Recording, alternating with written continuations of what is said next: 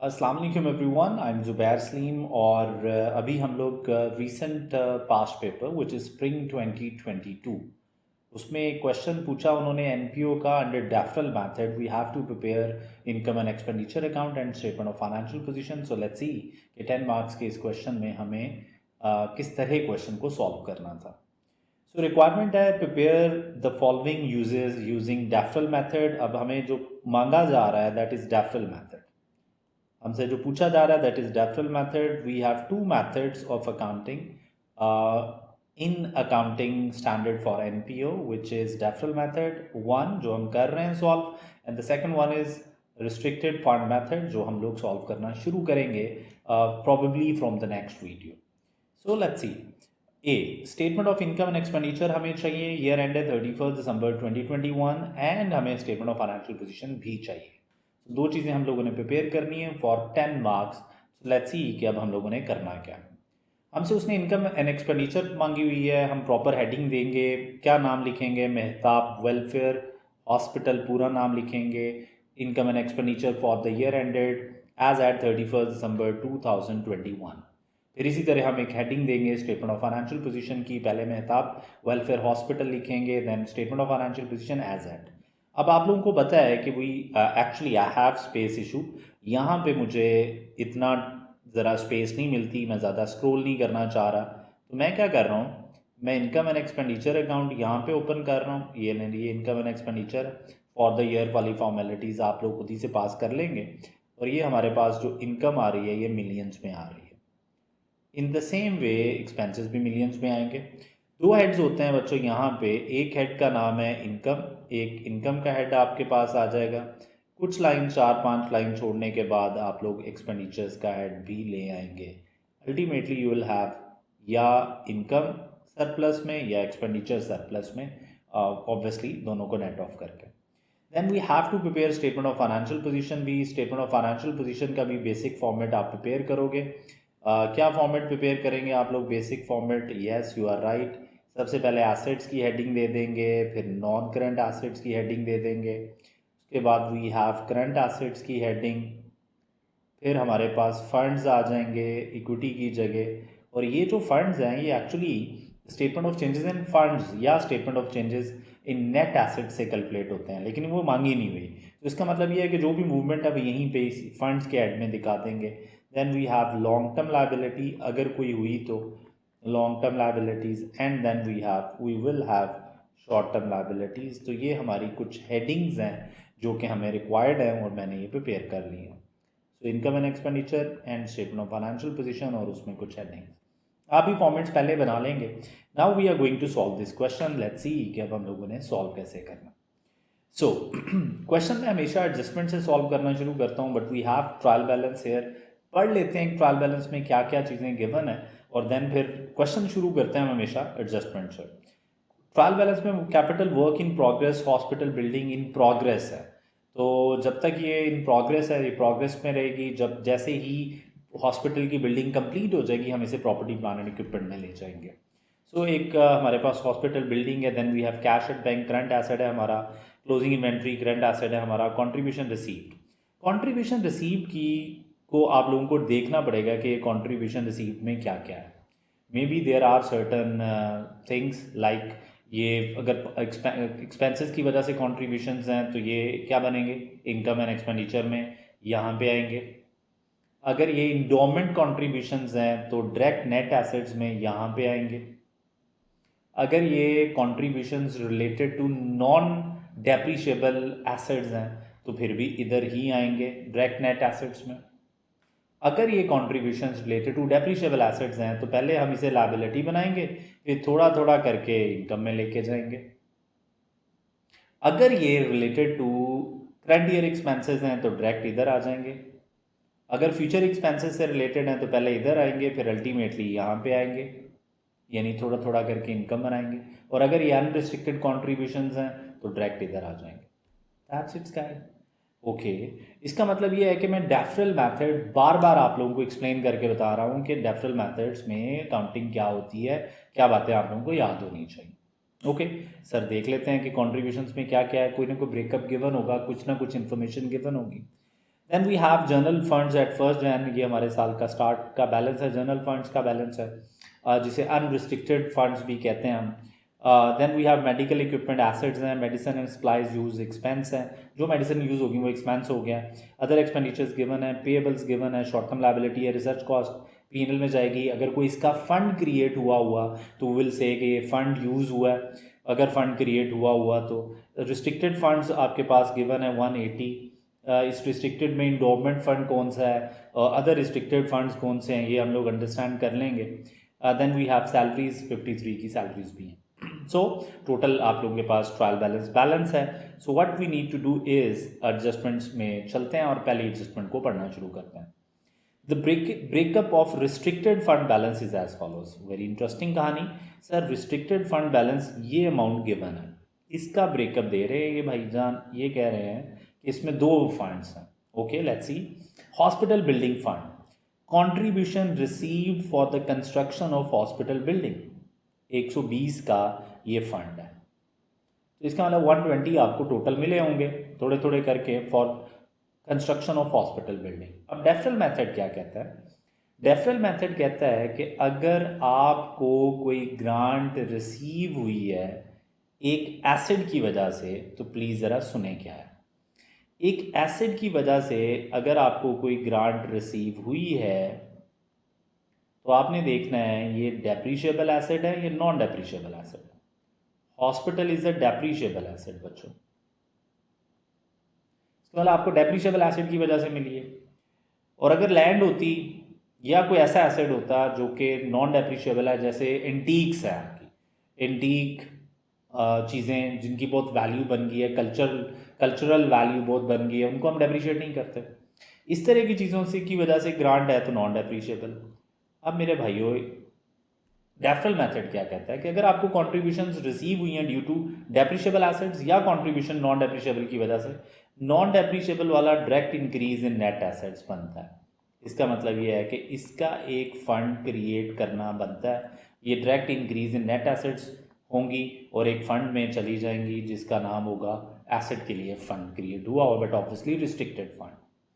But अगर asset की वजह से आपको एक कंट्रीब्यूशन रिसीव हुआ और वो डेप्रीशिएबल एसेट है, तो आपने इसको पहले लायबिलिटी बनाना है और फिर थोड़ा थोड़ा करके इनकम बनाना है डेप्रीसिएशन के साथ साथ।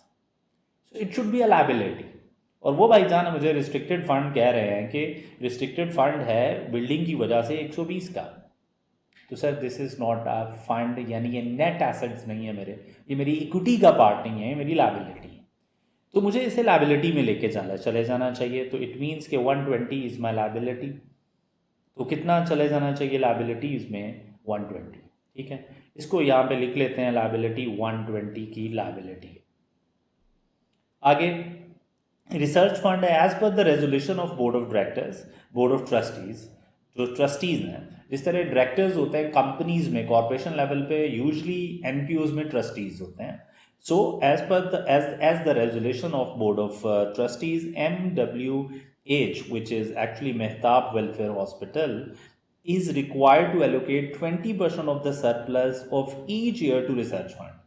सर आप लोगों ने इंटरनली आप लोगों ने एक फ़ंड क्रिएट किया हुआ है, जो जनरल रिजर्व्स में से आप एक अमाउंट उठाते होंगे एवरी ईयर, ये वाले रिजर्व में से एक अमाउंट उठाते होंगे और ये अमाउंट किधर लेके चले जाते होंगे आप लोग?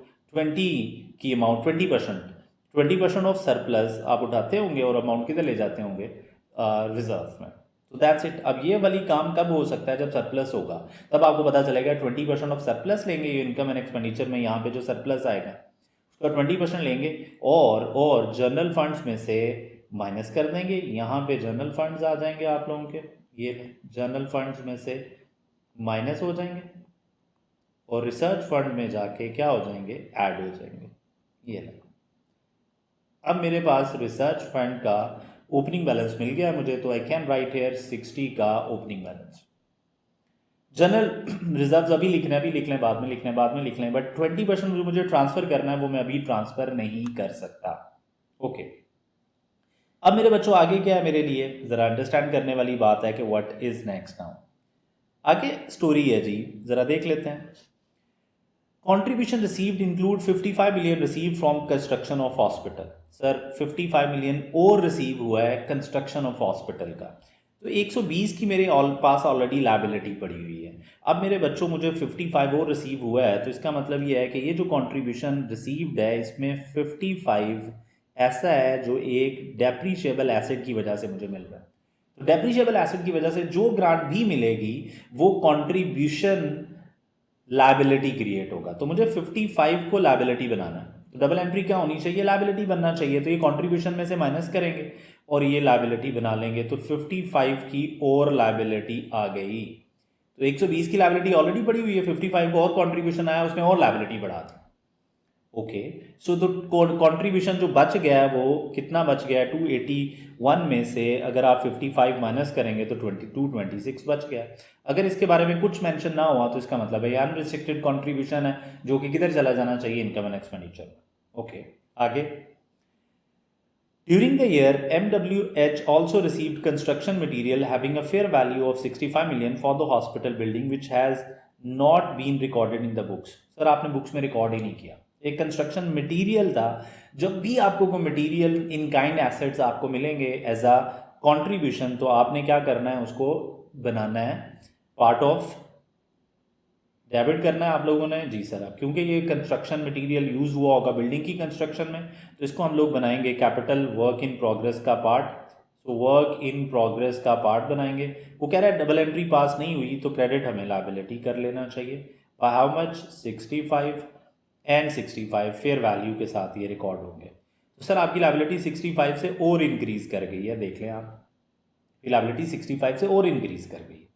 आगे क्या कह रहा है, MWH has completed the construction of hospital building on 1st April 2021. So 21 में उसने कंप्लीट कर लिया और ईयर एंड है 31 दिसंबर 2021। इसका मतलब है 9 मंथ्स आपके पास ये एसेट अवेलेबल फॉर यूज था। तो 9 मंथ्स के लिए आपने डेप्रिसिएशन चार्ज करनी है। और हमने पढ़ा था कि ये जो लायबिलिटी आप बना रहे हैं इसको इनकम बनाना है थोड़ा थोड़ा करके, सेम उसी पैटर्न पे जिस पैटर्न पे आप क्या कर रहे थे, जिस पैटर्न पे आप डेप्रिसिएशन चार्ज कर रहे हैं। सो लेट्स सी कि अब हम लोगों ने करना क्या है, आगे देखते हैं। Depreciation is to be charge as follows. Hospital building पे 5% स्ट्रेट लाइन मेथड पे डेप्रिसिएशन चार्ज होनी। अब हमें पता है कि अगर हम लोग कंप्लीट कर चुके हैं अपना वर्क इन प्रोग्रेस, तो अब ज़रा वर्किंग समझना शुरू करते हैं, ज़रा समझना शुरू करते हैं। सर ये वर्क इन प्रोग्रेस का ओपनिंग बैलेंस है आपके पास, तो ये प्रॉपर्टी प्लान एंड इक्विपमेंट में हम लोग ले जाएंगे यहाँ पे complete property plan and equipment, क्योंकि ये वर्क इन प्रोग्रेस अब नहीं रहा, ये कंप्लीट हो चुका है। तो प्रॉपर्टी प्लान एंड इक्विपमेंट मेरे बच्चों 335 आ रहा है हमारे पास, ओपनिंग बैलेंस जो था वो आ रहा है हमारे पास 335। इस दफ़ा जो आपने पैसा लगाया दैट इज 65 आपने और लगाया, ये आपका टोटल एसेट है। इसके अलावा भी देख लें कोई एसेट इस दफ़ा अगर कोई एक्सपेंसेस इसके ऊपर हुए हों तो बिल्कुल भी इसके अलावा कोई एक्सपेंस नहीं है।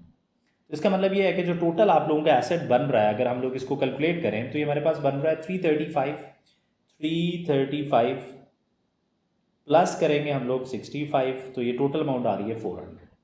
सर 400 का प्रॉपर्टी प्लान एंड इक्विपमेंट है जो डेप्रीशिएट हो रहा है सर। तो 400 पे स्ट्रेट लाइन मेथड पे 5% आपने अप्लाई करना है, लेकिन कितने मंथ्स के लिए करना है, 9 मंथ्स के लिए, तो 9/12 की डेप्रीसिएशन है। तो ज़रा देखते हैं, मल्टीप्लाई बाय 0.05 करेंगे हम लोग, डिवाइडेड बाय 12 इंटू 9 करेंगे तो विल गेट 15 की डेप्रीसिएशन। हमारे पास 15 की डेप्रीसिएशन आ गई मेरे बच्चों, 15 की। तो 15 से हम लोग डेप्रीसिएशन की एंट्री क्या बात बनाते हैं, डेप्रीसिएशन टू एसेट, तो ये एसेट कम हो जाएगा आपका, ये ले 15 से, एग्री, और हमारा एसेट हो जाएगा 385 का। तो प्रॉपर्टी प्लान एंड इक्विपमेंट हमारी 385 की होगी फाइनली, ये। और डेप्रीसिएशन आपका एक्सपेंस है, तो एक्सपेंस को किधर भेज देना चाहिए आप लोगों को, यहाँ पे। और ये जो वर्किंग है ये आप इधर भी ब्रैकेट में कर सकते थे, बेहतर यही है इधर कर देते। बहरहाल हमारे पास अमाउंट जो आ रही है वो 15 आ रही है डेप्रीसिएशन के नाम। Okay sir, what is next now. अब मेरे बच्चों वर्क इन प्रोग्रेस हो गया आप लोगों का, अब लायबिलिटी डील कर लें। एडजस्टमेंट्स देखें 2-3 ही है सर। लायबिलिटी कितनी थी, 120 की लायबिलिटी थी आपके पास, प्लस उसमें 55 इस दफ़ा के कॉन्ट्रीब्यूशन आके भी लायबिलिटी बने। प्लस जो मटेरियल के नाम पे कॉन्ट्रीब्यूशंस मिले वो भी एसेट की कॉस्ट का पार्ट बने और साथ में लाइबिलिटी क्रिएट होगी। तो 240 की लाइबिलिटी है बच्चों। 240 की जो लाइबिलिटी आपने क्रिएट कर ली है टोटल, जो ग्रांट आपको, जो कॉन्ट्रीब्यूशंस आपको मिले थे, उस पर भी सेम रूल लगाना है, इंटू 5% इंटू 9/12। तो इंटू 0.05 करेंगे, into point multiply by 9 divided by 12 करेंगे तो यू विल गेट 9। तो 9 की इनकम आ रही है इस दफ़ा बच्चों। तो डबल एंट्री क्या होनी चाहिए, 9 आपकी यहाँ पे आ जाना चाहिए और लाइबिलिटी कम हो जानी चाहिए। ये लाइबिलिटी 9 से कम होगी। तो यहाँ पे मैं क्या करूँगा, यहाँ पे मैं लिख दूँगा इनकम। और किस नाम से ये इनकम आ रही है, हॉस्पिटल कॉन्ट्रीब्यूशन के नाम से। तो हॉस्पिटल कॉन्ट्रीब्यूशन के नाम से जो इनकम आ रही है वो ये लें सर। हॉस्पिटल सर सारा क्यों नहीं आया सर, डेप्रीशिएबल एसेट की वजह से है। एसेट फ्यूचर में डेप्रीशिएट होना है तो वो लोग कहते हैं इनकम भी फ्यूचर में बनेगा। Deferral method actually matching concept पे बेस कर रहा है और यही प्रॉपर मेथड है जो कि एक नॉर्मल अकाउंटिंग में भी फॉलो किया जाता है, जिस तरह IAS 20 में भी होता है। सो कितनी कॉन्ट्रीब्यूशन है, 9। अब मेरे बच्चों एक काम और कर लेना चाहिए हमें। देखें हमारी जो लाइबिलिटी बची वो देखें कितनी है। हमारी लाइबिलिटी जो आ रही थी दैट वाज 120 प्लस 55 प्लस 66, तो ये अमाउंट आ रही थी हमारे पास 240 की टोटल लाइबिलिटी में से 9 हमने मोटाइज कर दिया तो पीछे बच गया 231। अब हमें इसे शॉर्ट टर्म लॉन्ग टर्म में स्प्लिट कर लेना चाहिए। लॉन्ग टर्म शॉर्ट टर्म में स्प्लिट कैसे करना चाहिए, ये अब हमारा सामने क्वेश्चन है। कैसे करना चाहिए सर? सर आने वाले साल में कितनी मोटाइजेशन होगी? सर टोटल आपकी 240 थी, तो 240 का 5% अगले साल पूरे साल के लिए डेप्रीशिएट। जिस तरह एसेट 5% पे डेप्रीशिएट हो रहा है, ये 240 भी 5% पे थोड़ी थोड़ी करके लाइबिलिटी खत्म करके इनकम बनाएंगे। तो इसका मतलब ये है कि आपको इसको 5% लेके 12 आने वाले साल में आपने खत्म करना है, तो 12 आपकी बन जाएगी शॉर्ट टर्म लाइबिलिटी। और जो बाकी बची 231 में से जो भी बाकी बच गई वो आपकी 219 आपकी लॉन्ग टर्म लाइबिलिटी बन गई। तो मैंने क्या किया, मैंने शॉर्ट टर्म लाइबिलिटीज़ में 12 हॉस्पिटल कॉन्ट्रीब्यूशन लाइबिलिटी लिख दी। तो अब स्पेस कम होने की वजह से I am going to write just hospital related liability and the amount is, कितनी अमाउंट है हमारे पास, शॉर्ट टर्म में 12 है और लॉन्ग टर्म में हॉस्पिटल लाइबिलिटी रिलेटेड जो वैल्यू आ रही है वो 219 आ रही है। हॉस्पिटल रिलेटेड लाइबिलिटी 219 आ रही, ये नहीं सर। तो ये काम हम लोगों ने करना था। अब सर ओके, आपने क्या किया है सर? कुछ भी नहीं किया मैंने। एक एसेट से रिलेटेड, डेप्रिशिएबल एसेट से रिलेटेड जो कॉन्ट्रीब्यूशन हमने ऑलरेडी रिसीव किए हुए थे, मैंने वो लाइबिलिटी बनाई। जो करंट ईयर में रिसीव हुए वो भी लाइबिलिटी बनाए। फिर पता चला जो एसेट, जिस एसेट से रिलेटेड वो हमें मिली है वो डेप्रिशिएट हो रहा है फॉर 9 मंथ्स, तो मैंने उसको 9 मंथ्स के साथ डेप्रिशिएट किया और इसको भी सेम रेट पे स्ट्रेट लाइन मेथड में 9 मंथ्स के लिए इसको भी मोटाइज कर लिया। जो बची वो लाइबिलिटी को लॉन्ग टर्म शॉर्ट टर्म में स्प्लिट कर दिया। एसेट का क्या किया सर? एसेट पे थोड़े से पैसे इस दफ़ा और लगाए थे। ऑलरेडी 335 का एसेट था, इस दफ़ा जो पैसा कंट्रीब्यूट किया था उस वही पैसा लगाया था, वही मटेरियल कंज्यूम किया था, 65 का था, divided by multiply by 5% into 9/12 करके डेप्रिशिएट कर लिया। डेप्रिसिएशन एसेट को भी कम कर दी और एक्सपेंडिचर में भी चला गया। ओके, अब सर हमने क्या करना है ज़रा देख लेते हैं सर। अब हमारे सामने अदर फिक्स एसेट्स भी 10% पे डेप्रीशिएट हो रहे हैं, तो अदर फिक्स एसेट्स को 10% पे डेप्रीशिएट कर लेते हैं। अदर फिक्स एसेट्स कहाँ हैं सर? ऑब्वियसली ट्रायल बैलेंस में होंगे। अदर फिक्स एसेट्स कहाँ हैं जी? लें जी, ये आपके पास आ रहे हैं मेडिकल इक्विपमेंट। ये अदर फिक्स आपके पास हैं मेडिकल इक्विपमेंट के नाम पे अदर एसेट्स। अब हमें क्या करना चाहिए, ये क्वेश्चन सर। बड़ी मज़ेदार कहानी होगी यहाँ पे वो कह रहे हैं, अगर आप गौर करो तो मेडिकल इक्विपमेंट के नाम पे 320 और 100, ये एक साइड डेबिट साइड पे भी है, क्रेडिट साइड पे भी है। क्रेडिट साइड पे क्या होगा? क्यूमुलेटेड एप्रिसिएशन, क्योंकि वो एसेट को कम करती हैं। तो 320 का ये एसेट था, 100 की क्यूमुलेटेड एप्रिसिएशन थी, तो ये 220 बना। 320 में से 100 carrying value, net book value. Reducing balance method है तो 10% इसी नेट बुक वैल्यू पे लगाना चाहिए। तो 220 आपके पास आ रही थी कैरिंग वैल्यू, मल्टीप्लाई बाय 10% करेंगे आप, तो आपके पास 22 की डेप्रिसिएशन आ जाएगी। तो मुझे क्या करना चाहिए? मुझे 22 की डेप्रिसिएशन यहाँ पे चार्ज कर देनी चाहिए मेडिकल इक्विपमेंट पे। ये 22 की डेप्रिसिएशन आ गई और यही मेडिकल इक्विपमेंट मुझे इधर भी लिख देना चाहिए। ये मेडिकल इक्विपमेंट, ये बिल्डिंग थी, तो यहाँ पे बिल्डिंग लिख सकते हैं आप लोग, दोनों कंबाइन करके भी लिख सकते हैं। तो मेडिकल इक्विपमेंट, अब मेडिकल इक्विपमेंट कितने का था? साल के शुरू में जो नेट बुक वैल्यू थी वो 220 की थी, सर वो कैसे पता चला? 320 की cost minus 100 net book value. इस दफ़ा जो आपने डेप्रीशिएट किया वो 22 से किया है, तो ये अमाउंट आ जाएगी आपके पास 198। तो ये आपके प्रॉपर्टी में मेडिकल इक्विपमेंट्स आ गए। Okay sir, what is next now? आगे क्या है सर?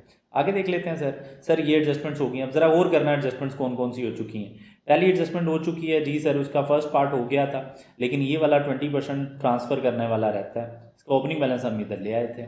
सर दूसरी एडजस्टमेंट हो गई थी, contribution received 55 receive from construction of hospital, बिल्कुल ये लाइबिलिटी बनना था, बना लिया था हमने। फिर और इधर से माइनस कर दिया था क्योंकि उसने लिखा हुआ था कंट्रीब्यूशन रिसीव्ड में शामिल है, तो माइनस कर दिया था। ओके सर, थर्ड एडजस्टमेंट क्या थी? कंस्ट्रक्शन मटेरियल लाइबिलिटी और एसेट की कॉस्ट का पार्ट बना दिया था। कंस्ट्रक्शन कंप्लीट हुई, यहाँ से पता चला डेप्रीसिएशन शुरू करनी है, डेप्रीसिएशन चार्ज कर दिया। दैट्स इट गाइस, सिर्फ ट्रायल बैलेंस उठाएं, जहाँ जहाँ की चीज़ें वहाँ लिखते हैं, दैट्स इट। ओके सर, लिखते हैं 335 बिल्डिंग कंप्लीट हो गई थी, एसेट बनना चाहिए था, बना दिया है।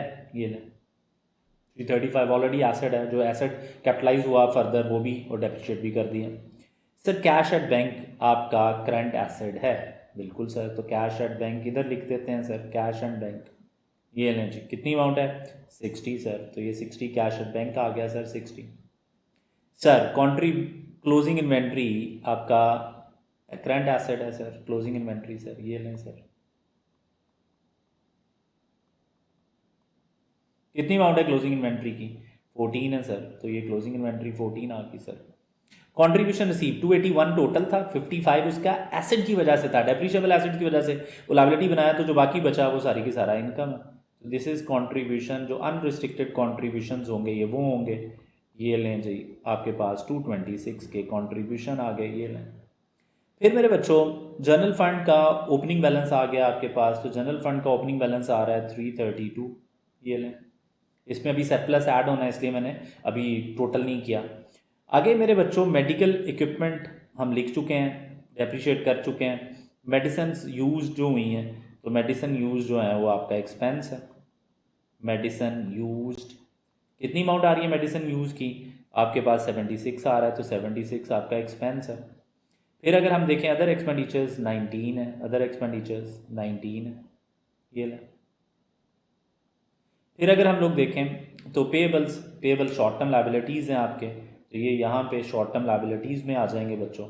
पेबल्स कितनी अमाउंट है पेबल की 17 अमाउंट आ रही है सर, ये लें 17। आगे सर 33 रिसर्च कॉस्ट एक ऐसा एक्सपेंस है जिसका आपने एक सेपरेट फंड क्रिएट किया हुआ है। तो जब आपने सेपरेट फंड क्रिएट किया हुआ है तो आपको क्या करना चाहिए, बताएं ज़रा क्या करना चाहिए? ये एक्सपेंस इनकम स्टेटमेंट में नहीं लेके जाना चाहिए, बल्कि ये एक्सपेंस यहाँ से रिसर्च फंड में से ही माइनस करना चाहिए। 33 का ये इधर से माइनस हो जाएगा। ओके, आगे सर रिस्ट्रिक्टेड फंड 180 था, इसको हमने स्प्लिट कर लिया था, इसमें 120 लाइबिलिटी में ले गए थे, 60 जो है वो हम लोग यहाँ पे ले आए थे, तो इसका मतलब ये है कि हमने इसको सही ट्रीट कर लिया था। देन वी हैव सैलरी के नाम पे एक्सपेंस आप लोग लिख लेंगे यहाँ पे, विच इज़ 53। तो ये लें सर, ये एक्सपेंसेस आ गए। दैट्स इट गाइज, क्वेश्चन खत्म, बिल्कुल खत्म। लास्ट चीज़ है कि आपने ट्रांसफ़र करना है from general reserve to research fund, और वो करना है 20% ऑफ सरप्लस। अब सरप्लस कैलकुलेट कर लेते हैं, लेट्स सी कि सरप्लस क्या आ रहा है। तो सबसे पहले देखते हैं जी कि हमारे पास इनकम क्या आ रही है। ये जो इनकम आ रही है हमारे पास, ये इनकम आ रही है total 226 + 9, it will give you exactly guys 235। तो ये 235 आ गया, दोनों ऐड कर लिए। इसी तरह सारे एक्सपेंसेस आप लोग अगर ऐड करें तो हमारे पास जो एक्सपेंसेस आ रहे हैं वो आ रहे हैं 185। ये लें सर। बाकी सरप्लस में आ रहा है हमारा, इनकम हमारी ज़्यादा है, प्रॉफिट्स हमारे कम है, इसको हम लिखते हैं excess of income over expenditure. Surplus भी लिख सकते हैं, excess of income over expenditure भी लिख सकते हैं। तो ये अमाउंट आ रही है 235 में से, जब आप 185 माइनस करोगे तो यू विल गेट एग्जैक्टली 50। ये 50 सरप्लस, 50 किधर जाना है सर? जनरल फंड्स में ऐड हो जाता है जाके, ये लें जनरल फंड्स में ऐड हो गया बच्चों। इसी 50 का 20% विल बी ट्रांसफ़र होता है जी हर साल, 20% ऑफ सरप्लस। तो इस 50 का 20% वुड बी 10, तो 10 यहाँ से माइनस कर दें आप लोग और यहाँ पे ऐड कर दें। ये लें बच्चों, इतना आसान सा काम था, दैट्स इट। और ये आपकी सारी की सारी कहानी थी। बैलेंस शीट को बैलेंस कर लेते हैं सर। आपके जो टोटल नॉन करेंट एसेट्स आ रहे हैं, इनका जो टोटल आ रहा है दैट इज़ एग्जैक्टली 586.3। ये लें।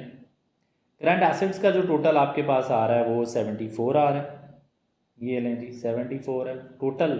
आपकी जो एसेट साइड आ रही है दैट इज़ 657। सर आपका जो रिसर्च फंड आ रहा है वो आ रहा है 372 का। सर आपका जो जनरल फंड्स आ रहे हैं वो आ रहे हैं आपके पास 37 के। सॉरी 372 ये आ रहा है आपके पास। और रिसर्च फंड जो आ रहा है 60 माइनस 33 प्लस 10, ये अमाउंट आ रही है आपके पास 37। ये ना, तो ये लॉन्ग टर्म लाइबिलिटीज़ में इतनी ही वैल्यू है और कोई लाइबिलिटी नहीं थी। शॉर्ट टर्म लाइबिलिटीज़ जो बन रही हैं वो बन रही हैं आप लोगों की 29, और ये वाली साइड भी टोटल अगर आप करोगे तो इट विल गिव यू 657। तो बच्चों ये देखें, बड़ा आसान सा क्वेश्चन पास्ट पेपर का रीसेंट अटेम्प्ट में आया हुआ है अंडर डैफिल मेथड। अभी के लिए इतना है। थैंक यू सो मच, मिलते हैं नेक्स्ट वीडियोज़ में। स्टे ब्लेस्ड, अल्लाह हाफिज़।